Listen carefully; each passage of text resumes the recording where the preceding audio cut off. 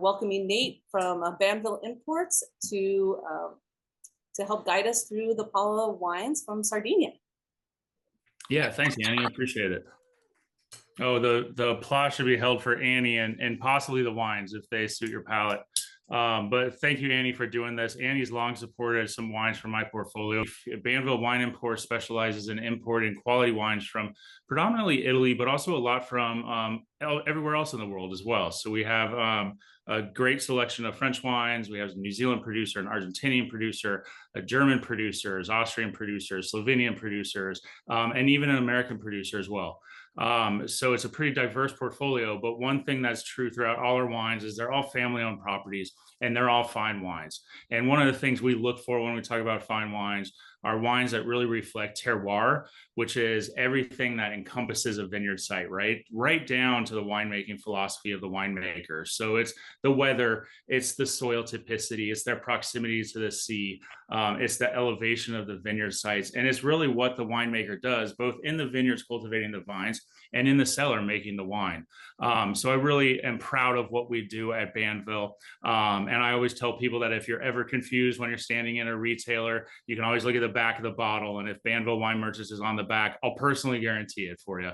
The wines we sell, I'm fortunate to represent because they're all pretty outstanding. And they all really speak to both history and geography, but also quality winemaking, which I'm really proud of. So Paula is a great example of that, and was really a wise selection on Annie's part, because of course today is spring equinox, which is when we have the first day of spring, but also when the daytime is the exact same length as nighttime. And I'm not sure about you, but I am beyond ready. It's so nice to have a lovely evening where it's 5 o'clock and still bright and we still have a couple hours of sun. You'll have to kind of taste with me here. I don't do the virtual tasting as often as I do out in the field. To be honest with you, it would be my preference to be sitting right there with you and tasting alongside you. But there's some great advantages to this too. I'm in my office, as you can see. We're able to welcome a lot of people that are not geographically close to us. So the reach is far greater. And now I've got all these bottles of wine open to enjoy myself. So I'm happy to share them with you as well. Is everyone familiar, or has anyone ever tried a Sardinian wine? We'll get yes, from the peanut gallery. We're trying it now, huh? I like that. I like that. Excellent. And now might be a great time. That second slide on the PowerPoint, if you can pull that up, we've got that video, which I think really shows the vineyard sites pretty nicely. There's some really glorious shots there. And I can talk a little bit about Sardinia in broad strokes. If you can just do it on mute, I can kind of talk over it. And everyone has, I'm guessing it's the Vermentino, the Soprasole in your glass. The participants that are zooming in right now, this is the first one we've done. So they do not have the wine. Maybe they will next time. Cool. Everybody here has the wine in their glass and you, so we'll be able to get their opinion anyway. That's great. Thank you so much. So Sardinia is an island. It's actually the second largest island in the Mediterranean Sea, second to Sicily, of course. So you may be a little more familiar with Sicily in terms of culture and maybe in terms of some pop culture, whether that's White Lotus or some Italian movies that have featured Sicily prominently. But Sardinia is on the western side of Italy. It was once part of the French Massif, and then it broke off to form its own island. It's almost like a mini continent, but what's really unique about Sardinia is even though only a portion of it is planted to vines, and anywhere in the island, if you're on the island, you're no further from the sea than 50 miles. So that Mediterranean Sea influence has a lot to do with the quality of the wine in your glass. In addition to that, it's got really just terroir wise, and you can kind of see that here on the pictures there. It's a pretty rugged terrain. There's a lot of open space in Sardinia, a lot of rolling hills and mountainous areas, pretty heavily wooded in parts, but it's also got some of the prettiest beaches in all of Italy, really beautiful white sand beaches. And beautiful, beautiful water. So it's an area that oftentimes Europeans will vacation in, and it kind of has a real unique cuisine as well. And I think you're going to find today, as we taste through the wines of Paula, that the wines are very unique also. It's an area as well that's really historically rich. In fact, the entire island is a UNESCO World Heritage Site.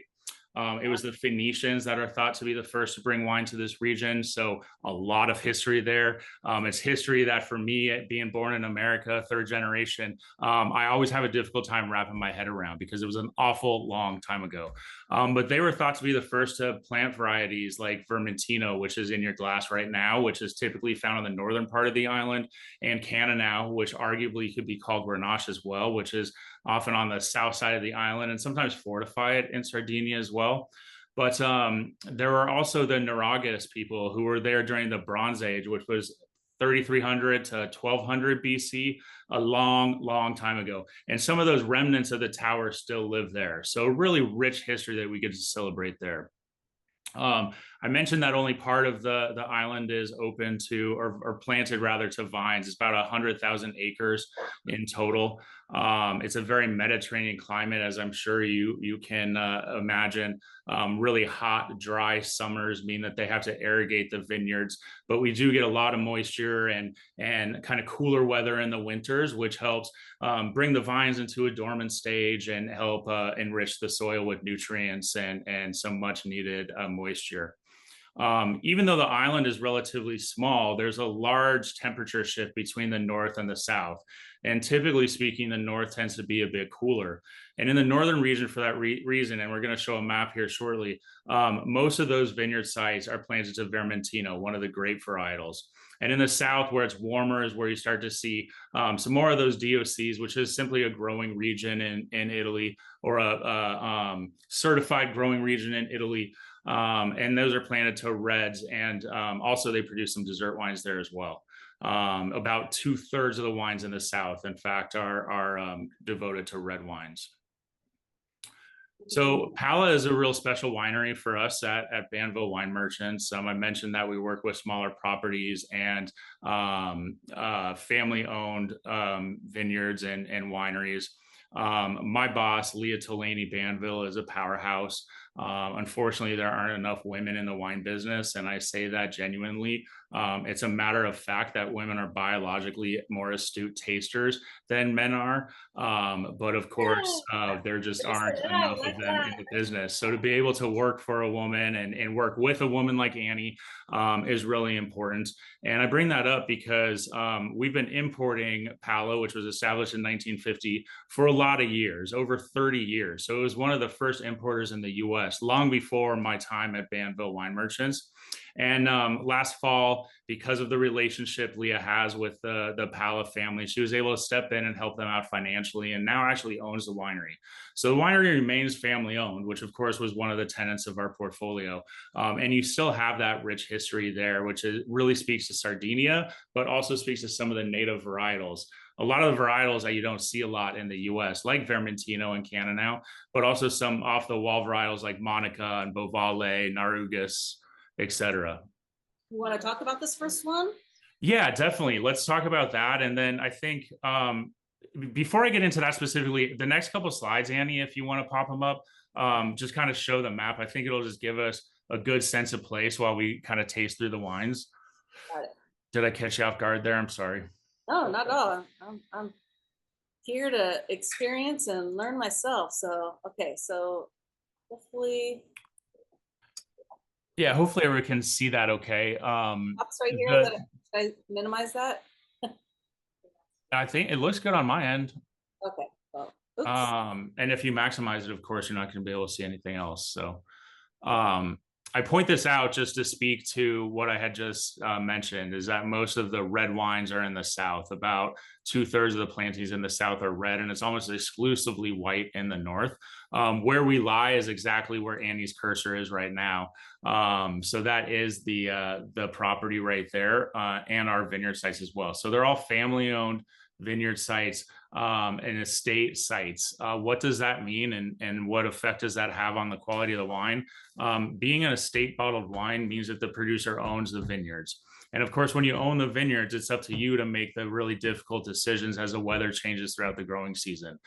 So it's important in my mind's eye for a wine to be an estate bottled wine, because it means that the family who's making the wine was in control of those grapes from start to finish. Now, there's some great producers that aren't entirely estate, but you can rest assured that if it's a state and you don't like it, the person to point the finger at is the person on the front label. But to put a positive spin on that, it also means that they're in charge of the winemaking decisions, which means that the Pala family is solely in charge of what they decide to do in the vineyard site. And they are definitely in tune to organic farming and sustainable viticulture. So we can get into that in a little further detail as well.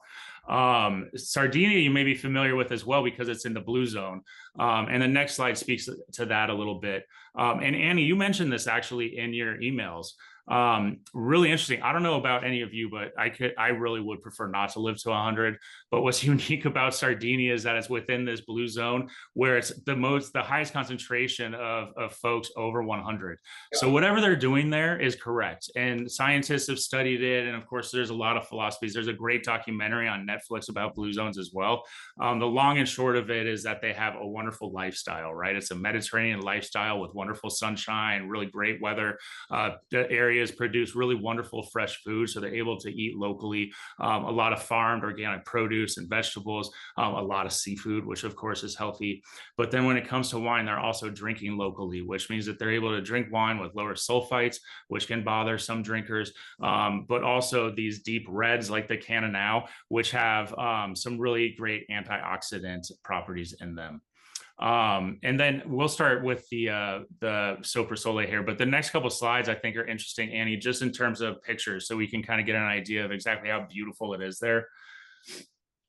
It's just a stunning region, and you can see that they do get snow in the winter, so it really speaks to those diurnal temperature changes on the island, but just a stunningly beautiful place, and somewhere that of course is idyllic in terms of growing vines.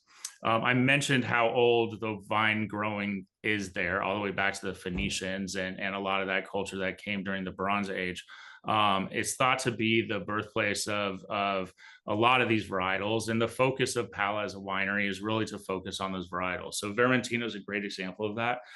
We do see Vermentino in other areas of Italy, but the majority of Vermentino is coming from the island of Sardinia. So the first wine in your glass is the first of two Vermentinos that they make. Vermentino, if you're not familiar with its qualities as a varietal, is a very bright white wine, right? Generally speaking, when it comes to Italy, believe it or not, because we all drink a lot of Italian Pinot Grigio, Italy is really best known for its white wines, for its red wines, which is quite interesting. So the white wines, by and large, outside of Pinot Grigio, have often been I think shunned is probably too strong of a word, but let's just say that the focus has been more on the reds.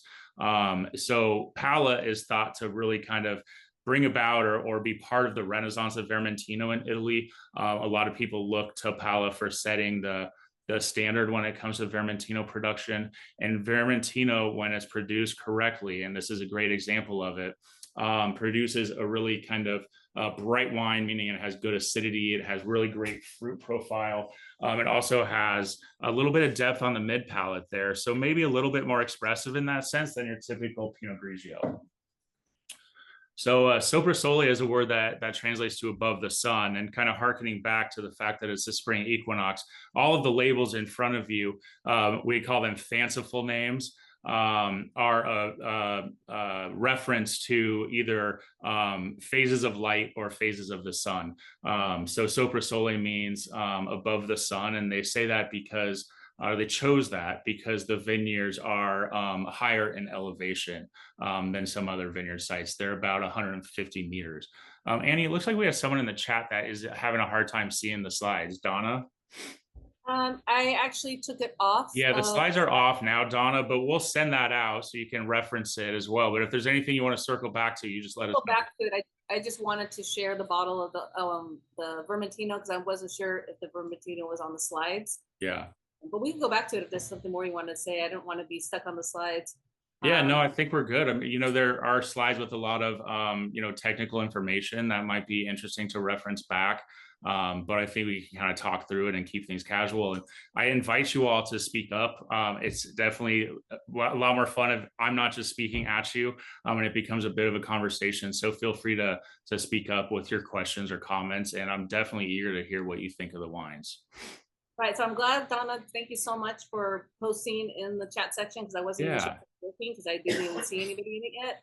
but I'm glad that it's working. And if for any reason anybody's having a problem unmuting themselves, just let me know in the chat and I'll unmute you if you have a question, because that way we can hear your beautiful voice if you have a question. Yeah. And Thanks yeah, for so we're that. tasting the Vermentino. What would you compare it? You said you were referencing Pinot Grigio a little bit, but I feel like it has a lot more body.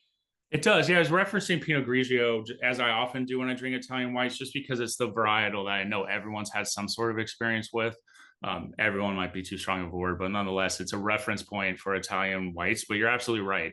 Vermentino has more body. I think you're going to find similar flavor profiles, maybe lower minerality content in the flavor typicity of Vermentino versus Pinot Grigio. So you're right. It's a little rounder on the mid palate, a little bit brighter fruit, kind of gets into more of a tropical camp. The flavor profile I get off of this, I think, really speaks to the weather. It's incredibly sunny during the growing season, so you get great ripening, which translates in the wine to some really wonderful aromatics, but also a little bit of that kind of roundness that Annie was referencing. So can you explain, we're going to be doing the next Vermentino shortly. Can you explain why some vineyards may choose to have more than one bottling of a specific grape varietal? Like today we're tasting 2 Vermentinos and 2 Cabernets. The second Vermentino, if for those who showed up earlier or can watch it on the replay, is Stellato. It's, I don't want to say it's the higher end one, but it's definitely a little bit more expensive, and maybe you could reference that. So it's in this beautiful package. It actually looks like this. Yeah, the package is really nice. Yeah. So this is the Stellato, and again, it's another Vermentino. So while I pour my guests this wine, maybe you could explain the difference between the two. Yeah, absolutely. Absolutely. Yeah, it's a good comment. Stellato is what I would call the flagship of Pala. Pala is a really forward-thinking winery, one of the first to really focus solely on the native varietals of Sardinia, which quite frankly are difficult to market and export. They're wonderful. They're really beautiful varietals, but varietals that the world really hasn't seen too much of. So it was a pretty bold move to choose to focus on that and to focus on Vermentino when not a lot of Vermentino was being exported on the market was also a really bold move. But what they've done is they've have different vineyard sites of Vermentino that they're sourcing for each one. So the Soprasole that you tasted first is sourced from a DOC, which is a region called Vermentino di Sardinia. It's at 150, I think I mentioned that, meter elevation. It's planted in clay and calcareous soil, so that lends itself to some mineral profile on the wine. And the vines are about 45 years old. Stellato was created to be their flagship wine because they really wanted to show the world how great they are at farming and producing Vermentino. So this is thought to be, it is factually the most heavily awarded wine, Vermentino, coming out of Italy. There's a foundation in Italy called Tre Bicchieri. That's the most prestigious wine ratings or wine reviewer in all of Italy. They focus only on Italian wines, and it's on a 3-point system. It's a one bicchieri, which translates to 1 glass, 2 bicchieri, or 3 bicchieri. And this wine has gotten Tre Bicchieri, so the highest award from Tre Bicchieri for 10 years in a row, which is very, very significant because not a lot of white wines at all are awarded Tre Bicchieri.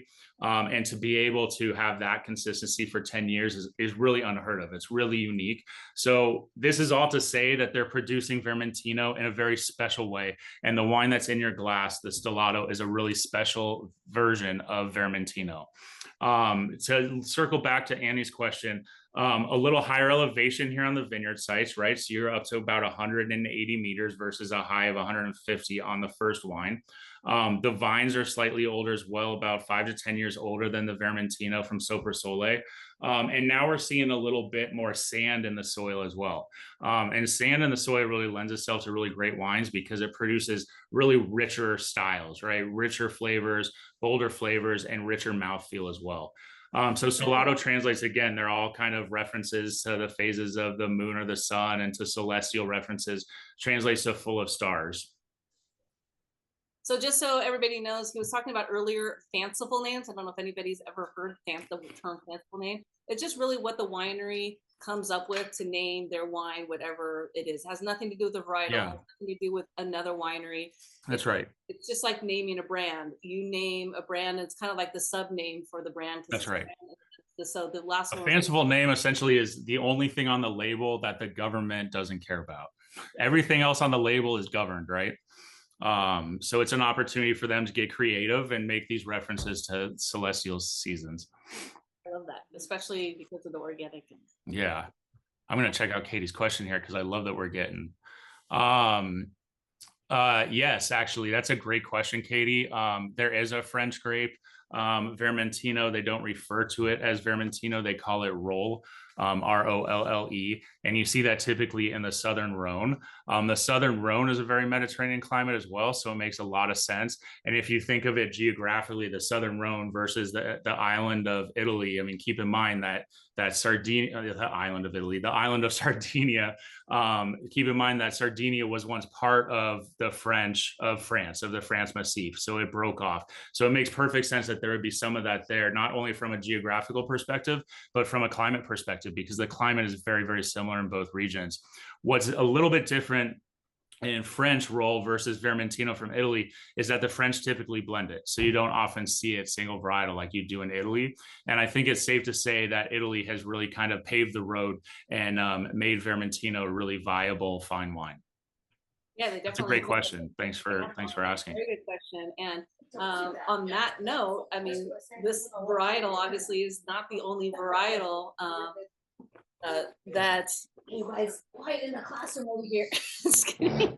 I'm glad that everybody's having fun. So this could be you guys, just so you know. Yeah, I know. Geez, Annie, you didn't send me any cheese and crackers. What the hell? Yeah, look at the whole little spread. I mean, I don't know about you. Yeah. I don't know.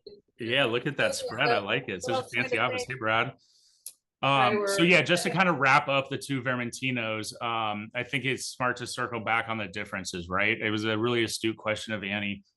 The Stellato is the most heavily awarded Vermentino out of Italy, and for 10 years has been getting the highest accolades from Trade Bicchieri, which is super significant. So there are vineyard sites that are more highly regarded by the Pala family, a little higher in elevation, a little more sand in the soil. And I think you can tell from tasting the two side by side that there's a little more there. You know, I love the Soprasole. It's kind of my everyday white. I drink a heck of a lot of it. We sell an awful lot of it. So it's the one that if you see Pala in the market, be that in a restaurant or a retailer, you're likely to see. But the Stellato is really special. The package is an upgrade, both the label and the quality of the glass. You can see that it's a really thick, clear glass, and then wrapped as well to protect it. So the wine's always fresh. But to me, just a little bit more generosity. So if you were, say, a Chardonnay drinker, I think that might put you there. What's up? So I got a question. So I'm not a question, comment. So since there's other people that are here that are obviously not tasting the wines, I would say the Soprasole is more of those that like poolside. I don't know what you guys think, but like the very light, more poolside drinking, easier drinking. I don't want to say easier drinking. Just before a meal kind of. Agreed. Easy breezy. Yeah, perfectly quaffable. A day at the pool. More of a food pairing wine, and it's also really nice by itself. They're very fruity, kind of tropical. Have a little bit of a sweet note to it, but not super sweet. Just it's not very. I don't know. Yeah, not acidic is like a Sauvignon Blanc or anything like that. It's just a really. Yeah, I think the sweetness you're perceiving is really just the ripeness of the fruit, right? It's not sweet. That's a good. Yeah.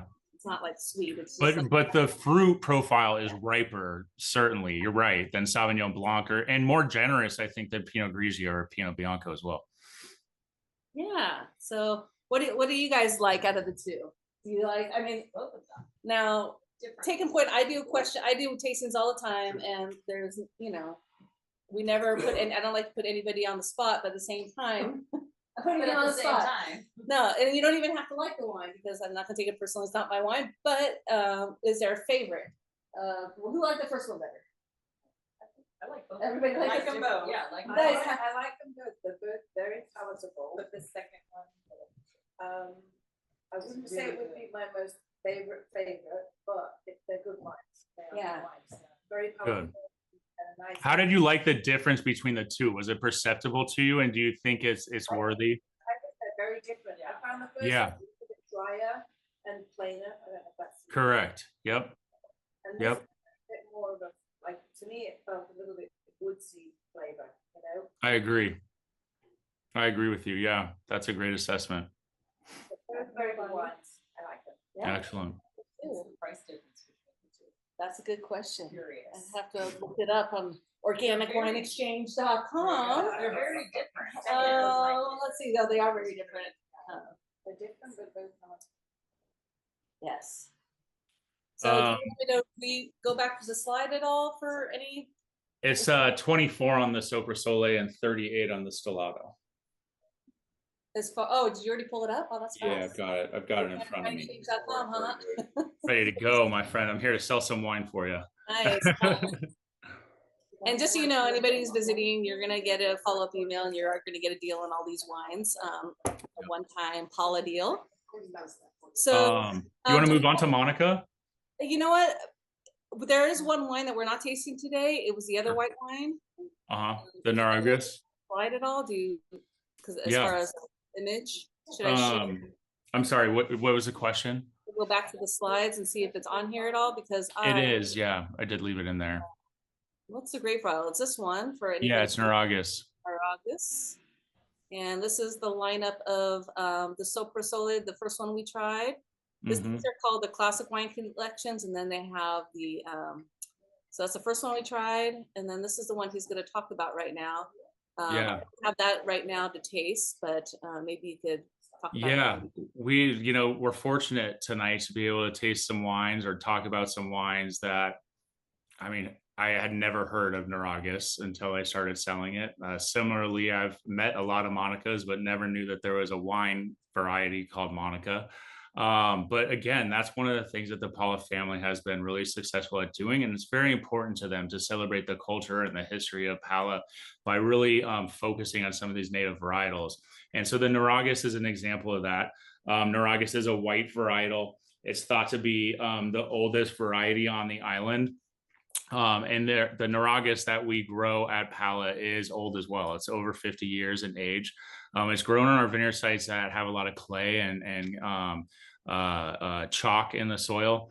I would liken Nuragus in terms of flavor to, and I hope this doesn't come off sounding negative because I actually really like it, but it's kind of like a flabby Pinot Grigio. It's got great minerality. It's got really cool fruit, lots of like citrus and kind of tropical fruit, but it's got breadth on the mid palate that would maybe take you towards Chardonnay. So it's incredibly ripe, certainly lower acid than Pinot Grigio or Vermentino, but just really interesting. And I think it's one of the wines that really speaks to Sardinia. It goes great with shellfish.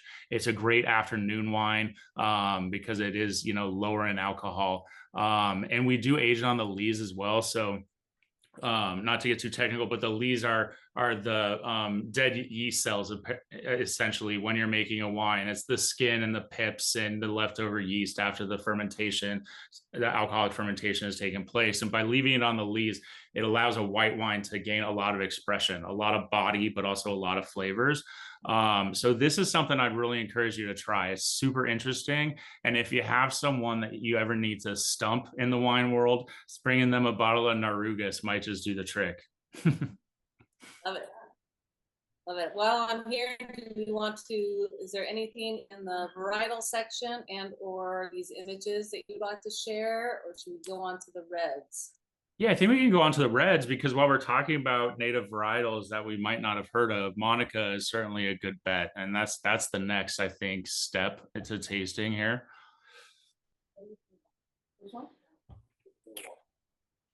Terroir. Okay. For those of you wondering how to say this, it's terroir. That was from our studio audience here. And by the way, if you are visiting Palm Springs area, whether you're a customer, family, friend, anything, just let me know. As long as when it's near Third Thursday, because we're doing these all on Third Thursdays, you will be invited to join us here in the studio. All right, so this is, do you want to explain any of these things, like the horses or the...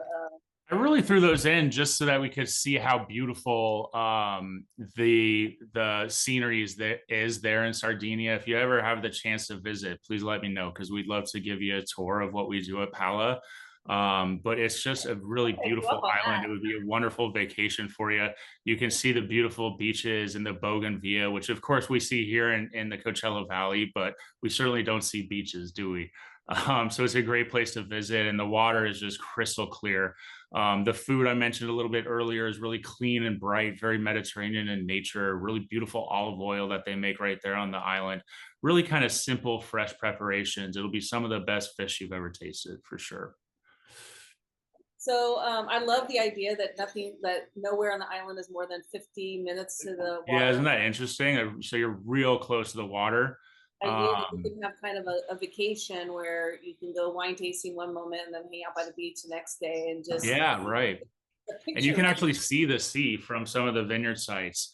So not only is it beautiful and does it lend itself to a really awesome vacation, especially for us that live more inland, but it also has a great effect on the wine, right? Because that Mediterranean influence and all the winds you get off the sea can really affect the grapes. Island wines, like the wines made at Pala or on the island of Etna, which is known for its volcanic soil, or the wines of Sicily, or Annie can speak to the wines of the Canary Islands, are kind of having a renaissance right now.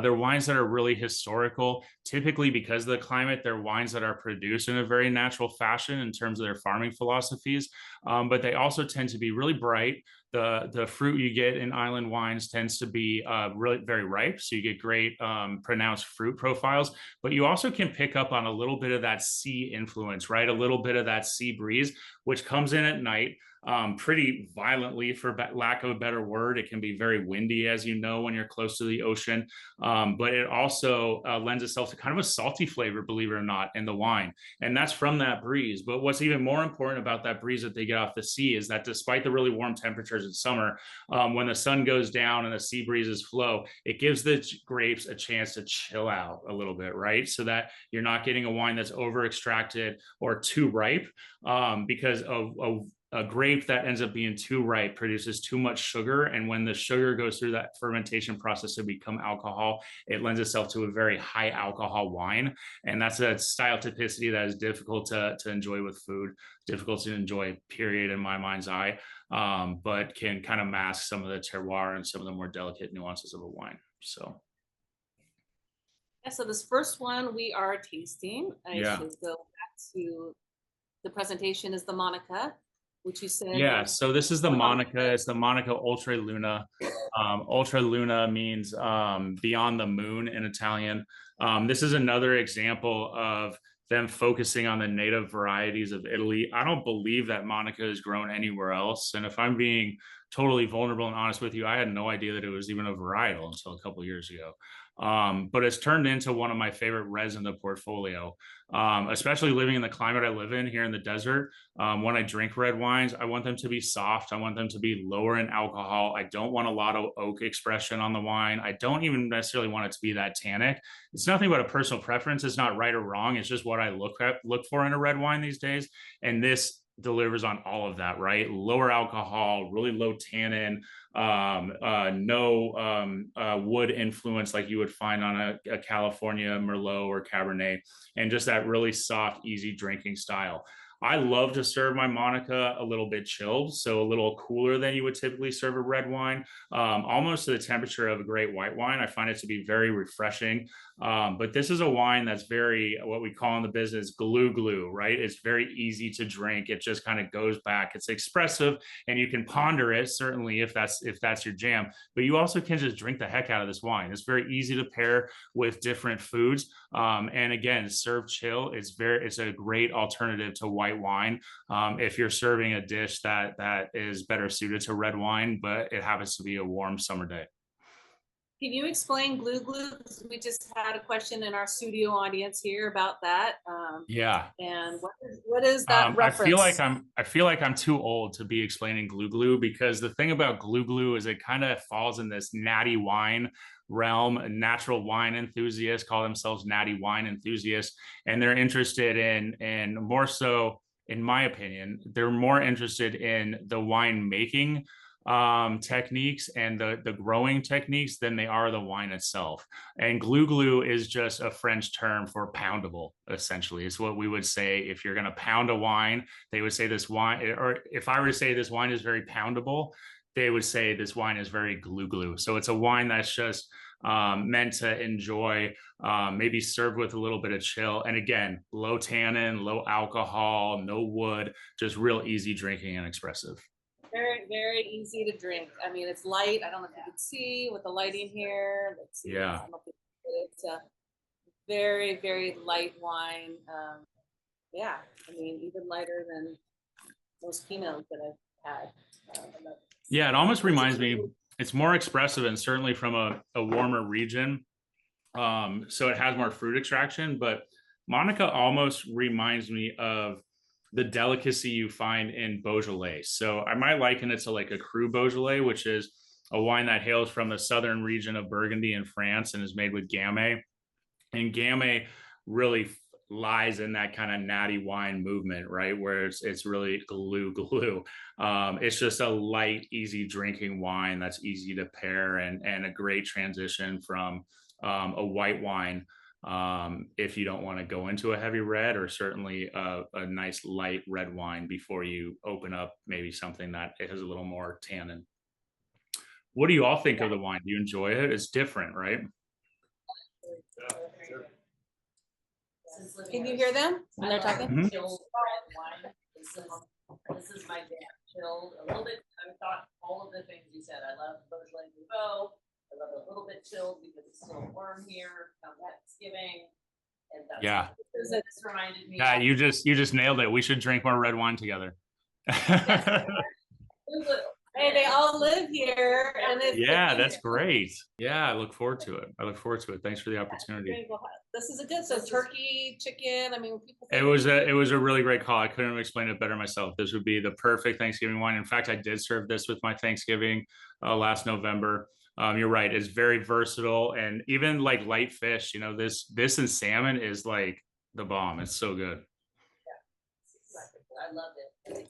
It's a great cocktail wine too. You know, it's a great example of a red wine that you could serve at a cocktail party when you don't necessarily need food to enjoy it thoroughly. Yeah, or by the pool. Yeah, I like it a lot too. But who would have thought that Monica's also a grape varietal? It's so funny to me. Everything is or by the pool here, right? I know we're not. I mean, that's my life. Well, not all regions though that are on here right now can have that sediment, but yes, we all. Well, in the yard it works too. You know, yard. In the yard, in the garden. Yeah, all the things. Are we on to we're going to be doing the Can now next for anybody who's. Yeah, let's do the Cento Sere. Yeah, the center. Yeah, that is actually is a Can now. So that is, if he's going to probably explain what the what's it called, fanciful name. This down here. I'll march it forward. Is it down here? Was it? Have you tasted? Oh, sorry. No, we Or actually pour poured it? first. Okay. No, no. So it's Just this one. So flavor this is the fanciful name, but it Yep. is a grape varietal called Cananao, and the grape varietal is back here. Yep. So Cento Sere means 100 evenings or 100 soirees, essentially. So again, a throwback to you know, the celestial or phases of the moon and sun theme that we have going throughout all of Pala.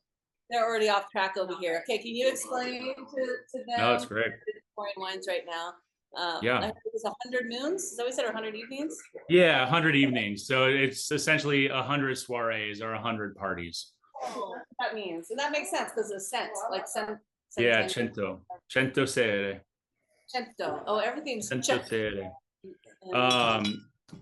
Italy. I've spent an awful long time drinking a lot of Southern Rhone red wines, which is in the south of France. And one of the main varietals in that region is Grenache. And Grenache really thrives in this environment, in this Mediterranean environment where it's incredibly dry and they need to use irrigation because it's also very warm.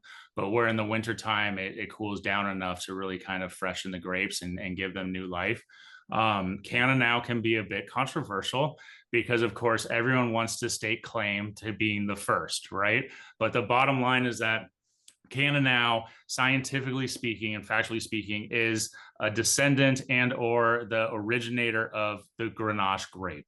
So it displays a lot of those characteristics. Grenache is a varietal that really thrives in the Mediterranean, not only that climate, but in that geography where it's close to the water and you have that sea influence, and also thrives in sunshine and sandy soil. So this is the Centosere, again, 100 evenings. This is their kind of, for lack of a sexier way to put it, their entry tier Grenache or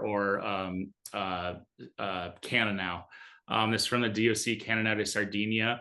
I think if there were two varietals that the Sardinians would pride themselves on, it would be Vermentino and Cannonau. And Cannonau is really the wine that scientists have studied the most when it comes to figuring out how these Sardinians are able to live so long.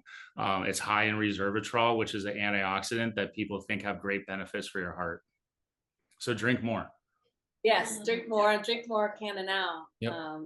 And is, well, so Italy, for lack of a better country to focus on, since we're in this region, they have probably the most amount of great varietals, names anyways, that we know of, at least. Yeah, easily. A lot of them are repeats of something that existed somewhere else. So a lot of what we've talked about, like the Vermentino and the Roll, almost like a family tree.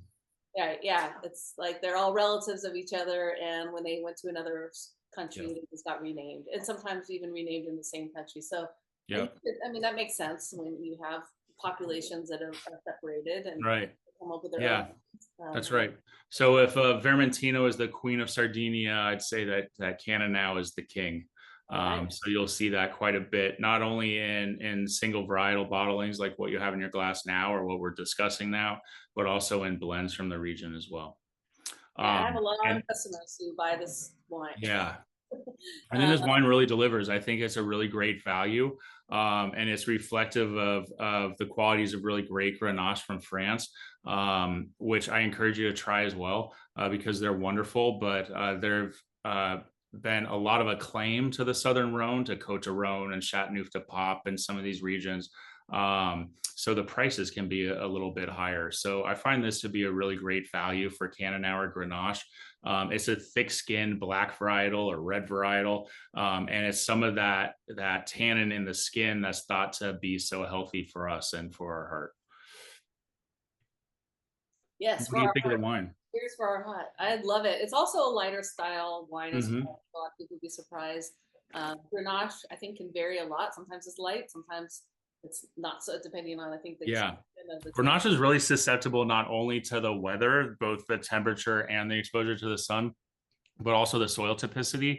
So a lot of the Grenache that's grown in sandy vineyards, particularly in France, can be really extracted. So you can get Grenache that's really high in alcohol, like 15.5, 16%, almost like a Zinfandel, which can still be lovely, but just big and powerful. And I think this is an example of one that's kind of middle of the road. It's certainly expressive, but it's really quaffable. Not quite glue, but pretty damn close. And I would encourage you, and I do the same for my French Grenache, for my Côte d'Rônes and my Châteauneuf-du-Pape when I'm enjoying it at home. I would encourage you to try this with a little bit of chill as well, because it has all those warm fruit flavors, and because it's so ripe, it can be really refreshing if you give it a few minutes in the fridge. Cool. Mm-hmm.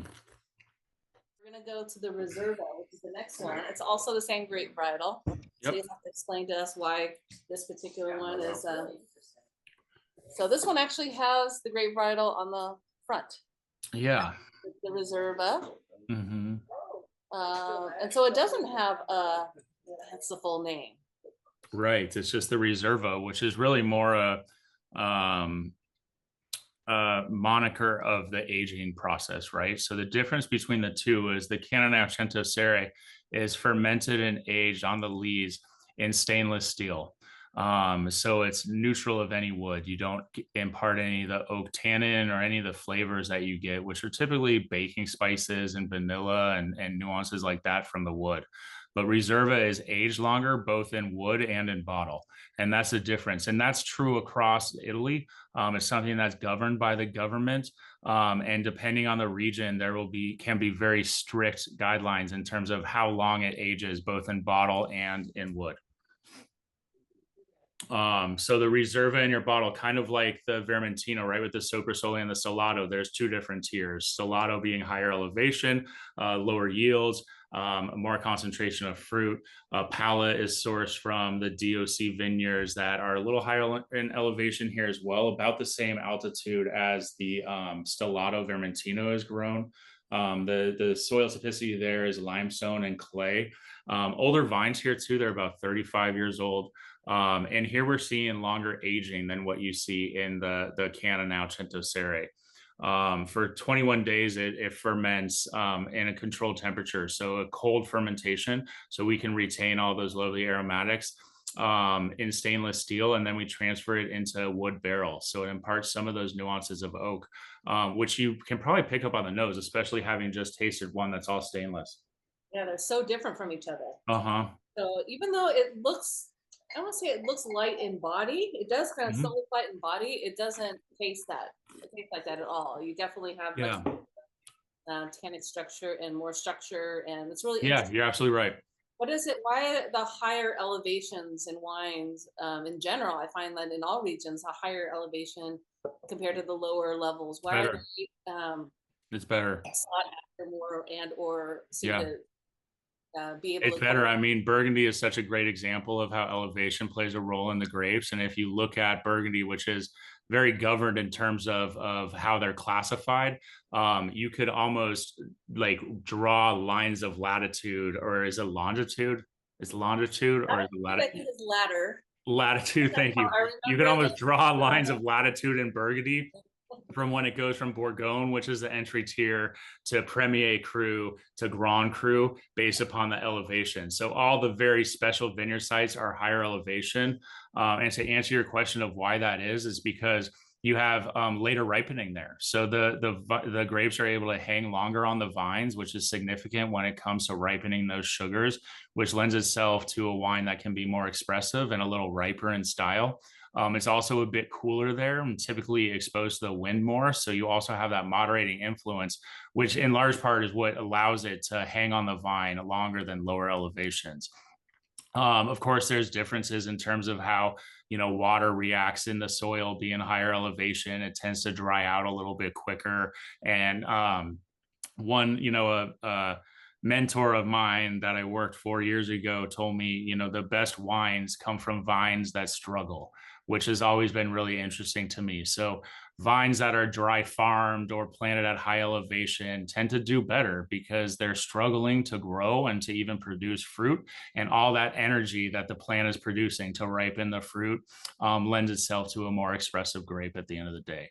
That's a great question. Dry farmed is a type of farming, and it basically doesn't use any kind of irrigation. The roots go much deeper into the soil because they have to fight for the water or look for the water, and they just become more strong, more resilient. You're finding a lot of wineries that have transitioned and gone that route just because of necessity and or because that's the way that they want to change their vineyard. Happen to do the best when there is a off year of, if there's an off year and there's not enough rain, their vines seem to do the best and survive, and they still are able to have good years because of these strong vines. It forces the roots to grow deeper and deeper into the soil, so they have more opportunity to impart all the wonderful nutrients that the soil provides. And they struggle more, just like you just said, Annie, and a struggling vine makes a better wine. So it's pretty interesting. Struggle makes you stronger. That's right. Exactly right. I'm sure we all can relate. What do you think? What's your opinion in terms of the difference between the two wines? Is there one you like more than the other? Is it worthy to take the step up? A little bit lighter on style. This one's one. As far as these two wines, these two reds. I like this one better. The second one? Yeah. Yeah, me too. I got expensive palate friends over here. They're gonna expect me to have a higher ones at parties, not the lower price. That's good. Yes, that one and the Monaco definitely have the glue aspect. This is delicious also. I like it too.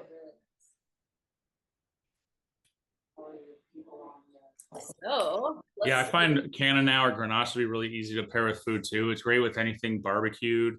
It's you know, neutral is not the right word, but it's flexible enough to enjoy with, you know, fattier fish, your salmons or whatnot. But also, you know, if you're serving both chicken and beef, it can certainly accompany both of those. But I'll tell you what, like true Southern barbecue and Grenache is really outstanding. So like ribs on the grill or anything with a kind of a smoky flavor, I love pairing Grenache with. All right, Brad over here as a master barbecuer, so Yeah, it's perfect for you, Brad. we'll have to put that to the test. Yeah, exactly. Exactly. Should we try the Bovale? Yes, we're going to the Bovale, which is the last one we have to sample today. We have a couple others we could talk about. Yep. So these are the reserve wines, right? Yep, exactly. So this is the Bovale. It actually, wait, I'm going to I stop see Essenzias. for a second. So Yep. you can see it. The Bovale looks very similar in label to the Reserva, the black label Mhm. here. It actually has a grape varietal as well on the front. It doesn't have the fanciful name. I guess that's the, are we coining that? Is that true? Well, Essentia is technically the fanciful name, but you're right in the sense that it's a departure from these celestial references. Essentia just translates to essential, and the reason they called that is because Bovale is thought to be kind of the quintessential varietal of Sardinia. And it's become an essential grape if you're producing wines that really speak to the culture and the typicity and terroir of Sardinia. The Pala family I referenced earlier in the chat here is really known for and really pride themselves on focusing on native varietals. And this is a great example. I had never tasted a Bovale outside of Pala. Not a lot of people have, for the simple reason that there aren't a lot of growers who produce a single varietal Bovale. Bovale as a varietal is one that you really only see in Sardinia. There's not a lot of it planted, even in Sardinia. And it's a red varietal that's incredibly thick skinned. And it has both really thick tannins, really strong tannins. So that dryness that kind of dries your mouth out when you taste a really great Napa Cab. It has really high tannin, which gives it great structure, but it also has really great acidity, which sometimes you don't see both in the same package. So it's kind of unique in that sense.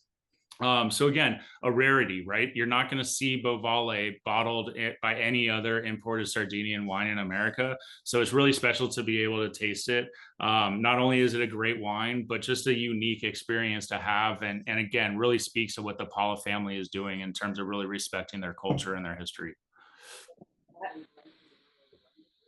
No, it's 100% Bovale. It's a full bodied. So for someone like you who can't drink Cabernet, and there's a lot of people who can't, or the tannins of certain wines don't react well with you. This is a very full bodied wine that you can enjoy. Yeah, you could enjoy. Yeah, so she could get reactions. Actually, my friend here can get Blythe here has reactions to Cabernet, and I know a lot of people have reactions to certain grape varietals. It may not just be an allergy to something in the wine; it could just be a natural grape varietal that doesn't resonate with you and your body, and you can pretty much tell right away when something like first sip. You could. You're very likely allergic to tannin. If Cabernet bothers you as well, and if you picked up on that right away, it's likely the tannin. That's really interesting. No, she's fine with this. That's what I'm saying. Oh, you are? Oh, okay. Got it. Okay. I tell right away if she's allergic to something. It's really just Cabernet that she has to stay away from. Oh, that's so interesting. So I wonder if it is some sort of varietal component to Cabernet that's unique. Have you ever tried Cab Franc? Have you ever tried Cab Franc? I haven't, I can't drink that. Franc either. So yeah, there are certain varietals that people can be allergic to. A lot of people say, oh, because a lot of times people drink what's familiar to them. Cabernet is obviously because it's such a we see a lot of it. I mean, we're in California. California and France and in the world that a lot of people bring it to parties and order at the dinner table because it's just right. And a lot of other people are allergic to it, and they think, oh, I can't drink red wine. There must be something wrong with me. But it's really not the red wine that they can't drink. It's just the fact that they can't drink that varietal for whatever reason. So my point is that some people are allergic to Cabernet, some people are allergic to other grape varietals. It's just like being allergic to a grass varietal or a tree. Some people are just very sensitive. Of course, the more tannic the wine, some people have some reactions, but but for whatever reason, don't be discouraged. Keep trying, because my friend here can drink it fine. She will know right away. She took the first sip. Yeah, that's so interesting. I think that a lot, if you have a reaction to red wine and you're one of those people that struggle with red wine, I think it's a bit of a fallacy. A lot of people liken that to sulfites. And I think that's a bit of a fallacy. There are people that can be sensitive to sulfites for sure. But at the end of the day, there's more sulfites in a glass of orange juice or a dried mandarin or apricot than there is in a bottle of wine. And really good growers who are making wines in a more natural sense with respect for the environment and sustainably farming, but also bottling in more of a reductive state, don't use a lot of sulfites at all. So generally speaking, it is more likely to be a tannin reaction than a sulfite reaction. But I'll be honest with you, I think if you're getting a headache with red wine, you just need to drink more water. To be honest with you, this sounds like a true allergy, but I just hear it a lot, especially when I'm in retail stores where people are like, oh, I can't have any added sulfites. And it's not the sulfites. It's either the tannin or the varietal components like Annie mentioned, and like my friend here has an issue with when it comes to Cabernet, or just the fact that you're dehydrating yourself. Yeah, so we can go off on that topic for a minute. Although I am a wine company that sells specifically organic wines, and I do have a sector of those organic wines that are sulfite free, and there's a segment of our population that's truly allergic to sulfites, and that means that you literally cannot take any kind of certain types of medication. There's so many things. You have to have EpiPen just like you would if you were had a peanut allergy. So sulfur allergies are really, really intense. And that's the only reason that the wine industry has put this sulfur. I don't even know why other industries are forced to, but it scares people away when they see it contains sulfites.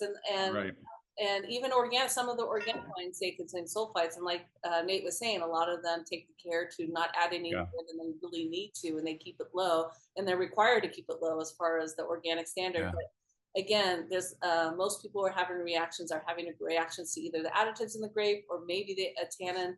That's true. The additives too. You're right. Reaction. It's really not the sulfites that they or the things that they think they are. It's just because it's on the back of the bottle and they just are grasping for something to figure out why that's causing that reaction. And I realize I'm fortunate not to have a sensitivity to sulfites, but I also prefer to drink imported wine, whether that's from France or Spain or Italy. And the bottom line is that sulfur is a really great natural preservative.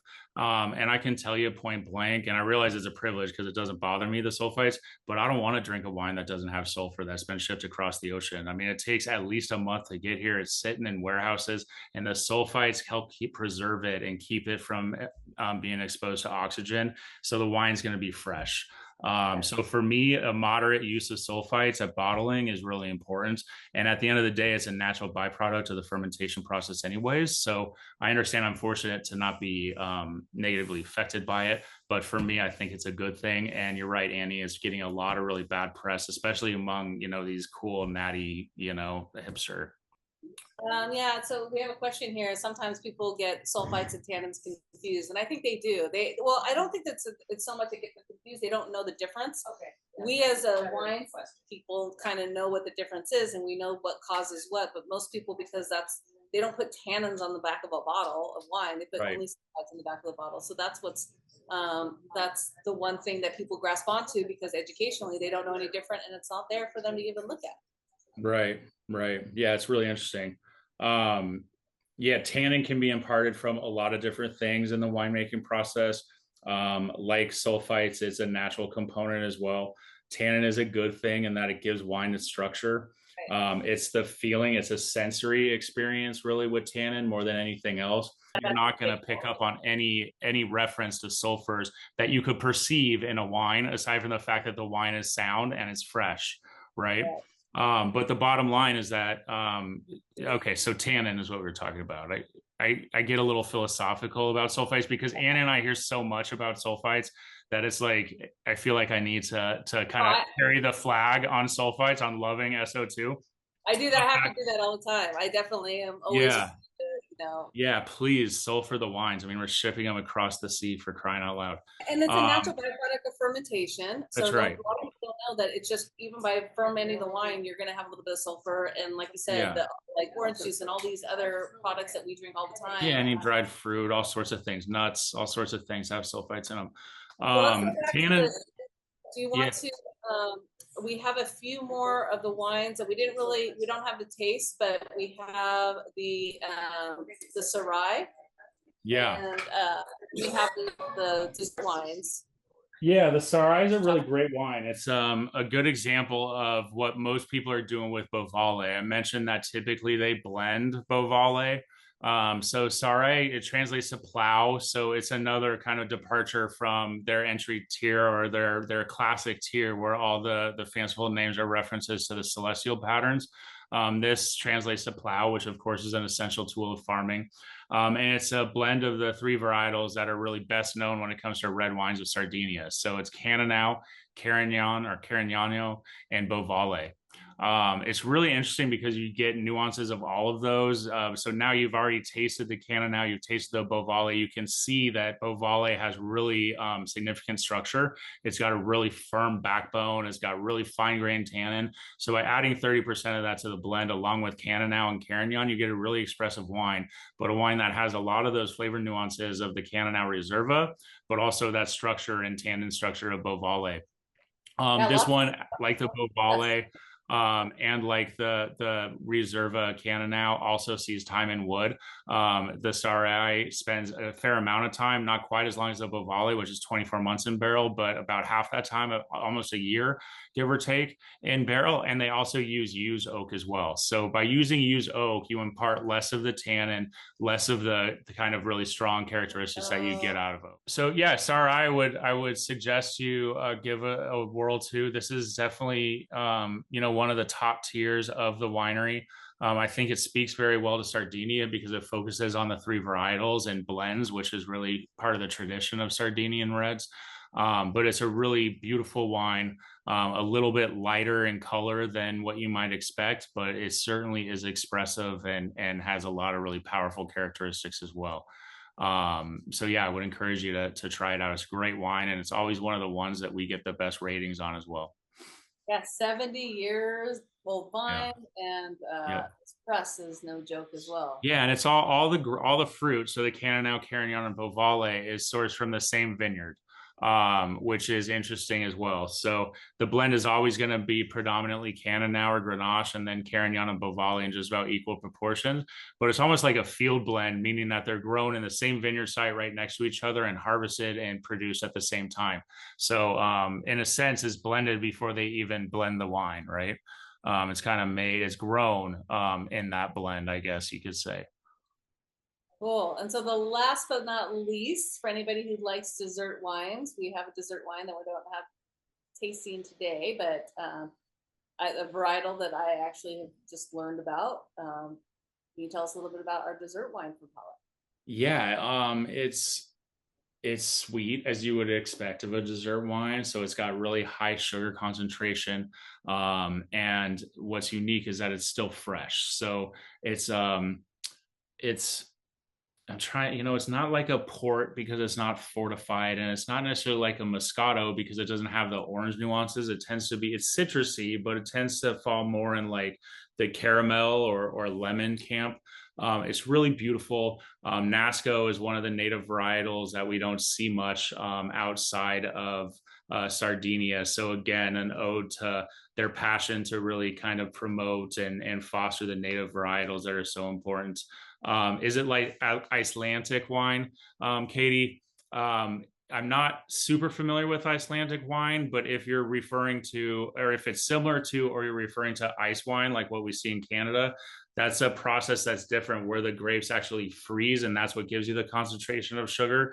The concentration of sugar on this particular wine comes from just the weather. It's just from a late ripening varietal that they leave on the vine to a point of where it develops and almost dries out, almost raisinates on the vine before they harvest it. And so that sugar gets really concentrated and produces a really high sugar wine.